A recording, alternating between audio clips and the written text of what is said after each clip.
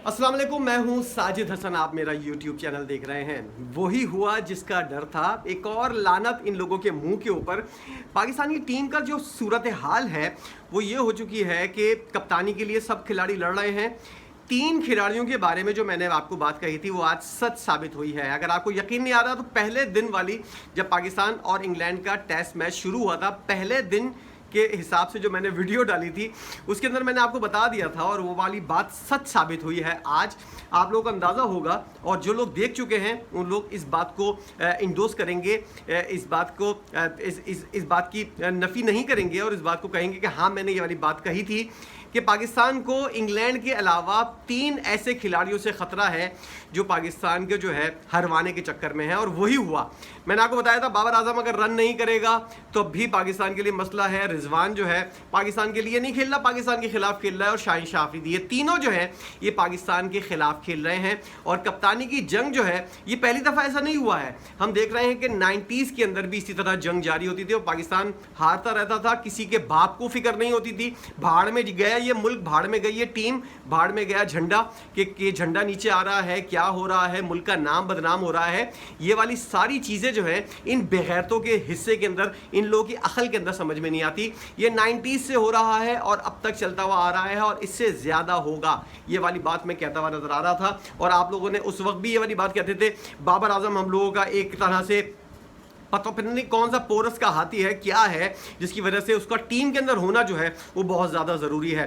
अब आप देखें, ब्रूक जो है, हैरी ब्रूक जो है, उसने 317 रन बनाए हैं और बाबर आजम ने जो है पूरे 18 इनिंग्स के अंदर 300 रन बनाए हैं। 366 रन है, शायद 54 रन से या फिर कुछ रन से जो है बाबर आजम ये 49 रन से शायद बाबर आजम जो है ये जीतता हुआ नजर आ रहा है। 18 इनिंग के अंदर 300 रन और एक इनिंग के अंदर 300 रन। एक चमाटा है मुंह के ऊपर उस घंटे किंग के ऊपर, उस डोंकी किंग के ऊपर, जो अपने आप को ये वाली बात कहते हुए शर्म महसूस नहीं करता कि मैं किंग हूं। और उसके सबसे ज्यादा चाहने वाले चूतिया जो फैन हैं वो जाहिल, अनपढ़, बेगैरत, बेइज्जत, जलील, कमीने, जाहिल, गंवार, वो लोग जो है इस जाहिल आदमी को, डोंकी किंग को, वो लोग जो है वो इसको किंग बनाकर पेश करते हैं। ऐसा किंग जो अपनी टीम के लिए नहीं खेलता, मुखालिफ टीम के लिए खेल रहा होता है। और आज उसने साबित कर दिया है। 30 रन बनाए, उसके बाद जो है 5 रन बनाए, 14 बॉलें खेली। उसके बाद जो है रिजवान ने भी यही किया। इन लोगों का सेम यही पैटर्न था, यही कुछ करना था। शाहीन शाह अफरीदी को बॉलिंग नहीं करनी थी, उसने आउट नहीं करना था, उसने वही किया। इस पूरी टीम के अंदर क्या है, 11 खिलाड़ी ये लोग आउट नहीं कर सकते, इनसे बैटिंग नहीं होती। 500 रन करने के बावजूद भी अगर ये लोग मैच हार जाते हैं तो लानत है इन लोगों की शक्लों के ऊपर। एक मनहूस कप्तान हमको मिला हुआ है, ये भी पर्ची है, ये भी अपनी बाप की पर्ची के ऊपर आकर पाकिस्तानी टीम का सत्यानाश कर रहा है और हम लोगों के जज्बात से खेलता हुआ नजर आ रहा है। दूसरा एक और पर्ची है। ये तीनों पर्ची जो है किसी बुनियाद के ऊपर टीम के अंदर मौजूद है। बाकी सारे अल्ले तल्ले जो है एक तरह से जाहिलों का टोला जो है उनको रखा हुआ है। कोई प्लानिंग नजर नहीं आ रही। एक और जाहिल ऑस्ट्रेलिया से बुलाया हुआ है। उस पागल के बच्चे को यही नहीं पता कि प्लानिंग क्या होती है।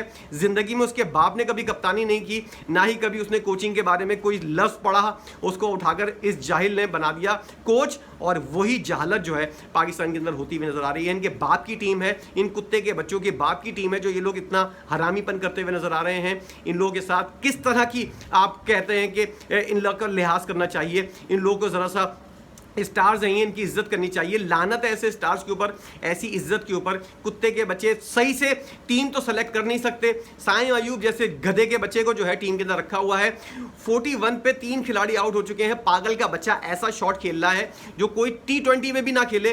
वो जाहिल की नस्ल जो है वो टेस्ट के अंदर खेलता हुआ नजर आता है। और उस उल्लू के पट्टे कुत्ते की नस्ल से कोई सवाल करे कि किस जाहिल के बच्चे ने इसको सेलेक्ट किया है। अनफिट शाहीन शाह अफरीदी, ये साला फिट हो तब भी बॉलिंग नहीं होती इससे। ये अनफिट इसको रखा हुआ है। मीर हमजा के साथ ज्यादती हो रही है। अगर तुम लोग किसी लड़कों के साथ ज्यादती करोगे और तुम लोग ये सोचोगे कि तुम्हारी टीम जीतेगी तो ये नामुमकिन है। अगर आप ज्यादती करने के बाद ये समझते हैं कि आपकी टीम जो है वो बहुत बड़ा नेक काम करेगी, बहुत ज़्यादा आपके लिए जीत लेकर आएगी, नामुमकिन है। ऐसी टीम जो मेरिट के ऊपर सेलेक्ट ना हो उसके ऊपर लानत है पूरी दुनिया की। पूरा पाकिस्तान लानत कर रहा है कि 500 से ज़्यादा 550 रन बनाने के बाद पूरी टेस्ट क्रिकेट की तारीख के अंदर पहली दफा ऐसा हुआ है। और भी लानतें हैं, गोबर में लिपटी हुई लानतें हैं। पहले मिट्टी में मिलाया पाकिस्तान का नाम, फिर कीचड़ के अंदर मिलाया उस घंटे किंग ने, और अब ये जाहिल का बच्चा जो कप्तान है शान मसूद, ये गोबर के अंदर पाकिस्तान का नाम मिलाता हुआ नजर आ रहा है। लेकिन फिक्र नहीं है तो हमारे चेयरमैन को नहीं है, क्योंकि वो तो गंडापुर के साथ बैठे हुए हैं, वो तो शंघाई ताउन तंजीम के इजलास करवाना है, उनको तो और बहुत से काम है। इस जाहिलाना काम के ऊपर इसको किसी को फिक्र नहीं है। इसीलिए ऐसे लोगों को बिठाते हैं। मैं बहुत लिहाज करके और बहुत कुछ रोक कर अपने अंदर जो है वो बात कर रहा हूं।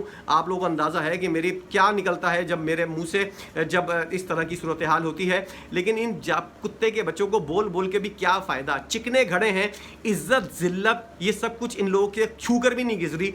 जाहिल के बच्चे, अनपढ़ बिल्कुल गंवार लोग जब इस तरह की सूरत हाल के ऊपर, इस तरह की चीज़ों के ऊपर बैठ जाएंगे तो फिर यही होगा। आपकी अच्छी खासी टीम थी, आज उल्लू के पट्टों ने 90 नंबर के ऊपर पहुंचा दी है। और आप बोल रहे हैं कि तरीके से बात करो, इंसान के बच्चे की तरह बात करो, बात करने की तमीज़ सीखो। अगर किसी कुत्ते के बच्चे को ये बात समझ में नहीं आ रही, किसी को ये लहजा पसंद नहीं आ रहा, तो वो उठे अपना मुंह लेके गरक हो जाए, किसी और का चैनल देखे जो जिसका तू उठाऊ है।